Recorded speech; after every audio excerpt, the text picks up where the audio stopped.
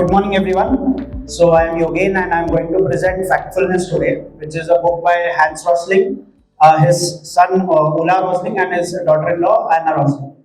So imagine you have gone for a quiz contest. Okay, there is a one-on-one quiz contest, and you have gone to attempt it to represent your college, and your competitor is a chimpanzee. ठीक है, आपका college ने आपके ऊपर बहुत सारे expectations लगाए कि यार चिंपैंजी है तो जीत ही जाएगा, कोई डाउट ही नहीं है. क्या होता है? मोए मोए फिर से. So you lose it.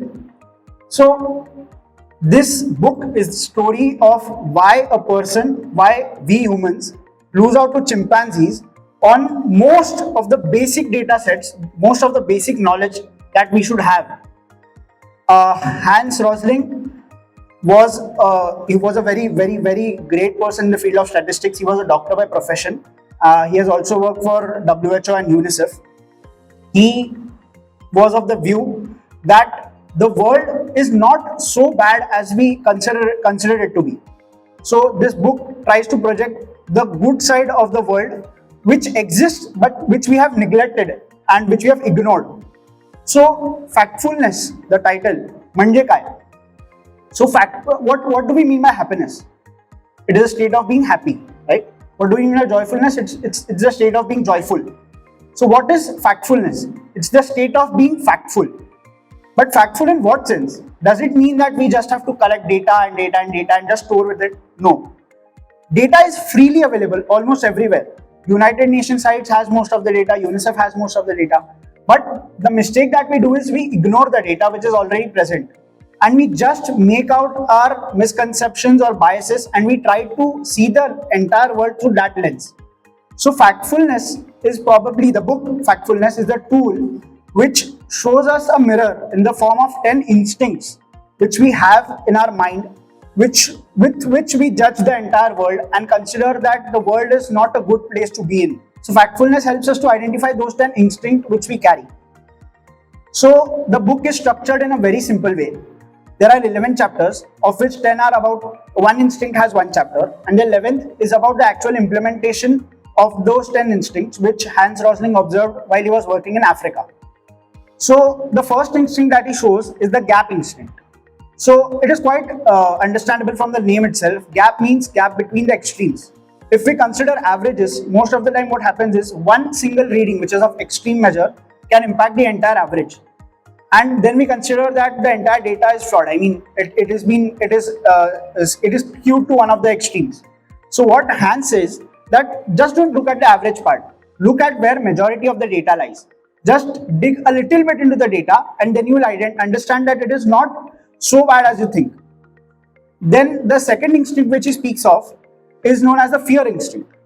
It is a very beautifully described by Hans that fear instinct was the instinct which helped our ancestors survive then, and now it helps the journalists maintain their employment. So the entire industry of journalism thrives on the fear that we have in our mind. So we should try to eliminate this fear instinct. We should, whenever any situation comes in front of us, we should first think कि ये सच में इतनी डरावनी है क्या? The third instinct is a straight line instinct. So how many of you believe that population is exploding and probably in 10-20 years we'll double up overall we will have a super population in the coming 10-20 years, and this will always remain increasing. So UN data says that by 2100 our population will peak out and after that population will decline. Does the data always show that cases are rising or population is rising in a straight line curve? मतलब बढ़ रहा है तो बढ़ते जाएगा, there is no end. It doesn't happen so. So we have to realize whether data is going in a straight line form or are there any other ways to detect and represent data. Another instinct which it talks about is the urgency instinct. So urgency instinct is quite similar to what is fear instinct.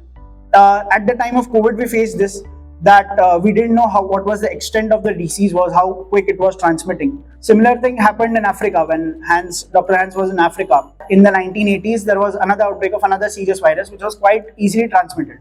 But they couldn't detect why it was getting transmitted or what were the reasons, because at that time it was new. So what the African government did was they immediately implemented roadblocks so that people from the rural side couldn't travel to the urban side. What happened is, uh, the next morning after which the roadblock was implemented, people didn't knew that roadblock is there. So when the rural people came to sell their products into the markets, they were waiting at the bus stop and bus never came because it was cancelled. So they had another route which was to take the river route. So they went to the river and there was very small boat and these were 10-15 people. So practically they would have not fitted inside it, but since they had no option, they sat inside it. And while they were crossing the river, the boat just capsized and all of them died. So Hans has this regret that probably if he would have thought at that time and he would have not suggested the government to implement the lockdown immediately, those 15 people would have been saved. So we must also reflect every time that is it really that urgent that we should take the decision at that very moment, or should we should think about all the other things which are coming along with it and then take our decision.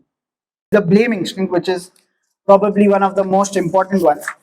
We have to stop blaming the media. We have to stop blaming the politicians. Yaar, usne wo nahi kiya. Generally, we say that this bridge was stamped by an expert, but the expert may not be an expert completely.